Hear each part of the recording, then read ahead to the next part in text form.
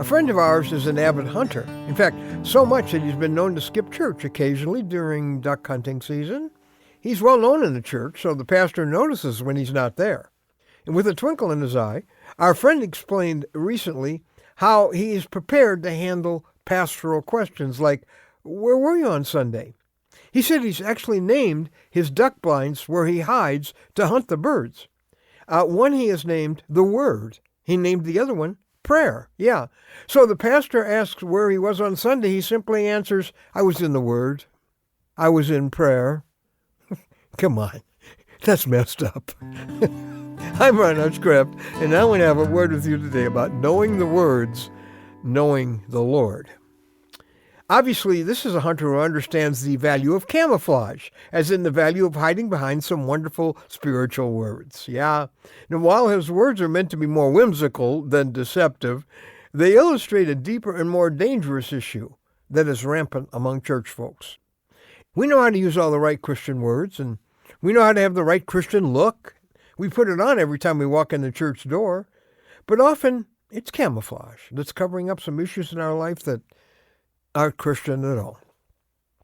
Jesus put it this way in Mark 7, verse 6, our word for today from the Word of God. "These people honor me with their lips, but their hearts are far from me."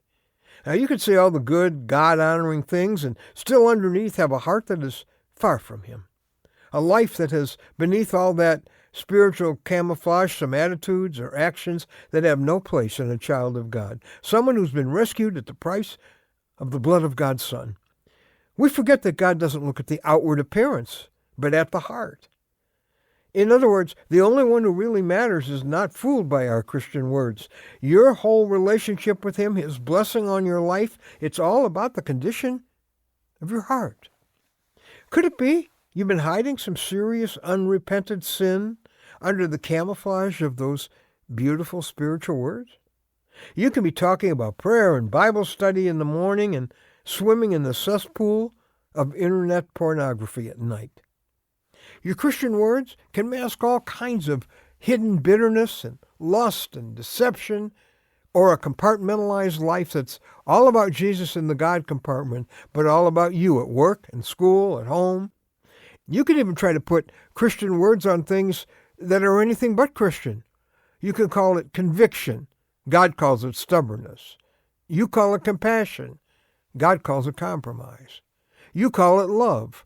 God calls it immorality or adultery.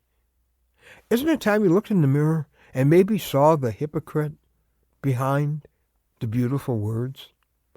There's freedom and forgiveness and integrity waiting for you at the cross of Jesus Christ, where you need to bring all the sin that's been hiding behind all that spirituality.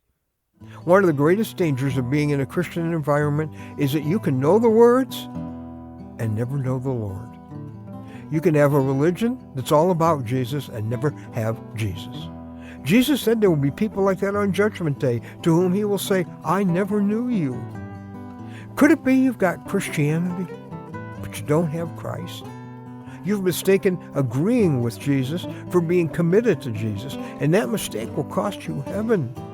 But today, Jesus brought us together so you can experience what it is to really know Him for real. Make this the day you say, "Lord, all this time I've missed you, but I want you in my heart, not just in my head.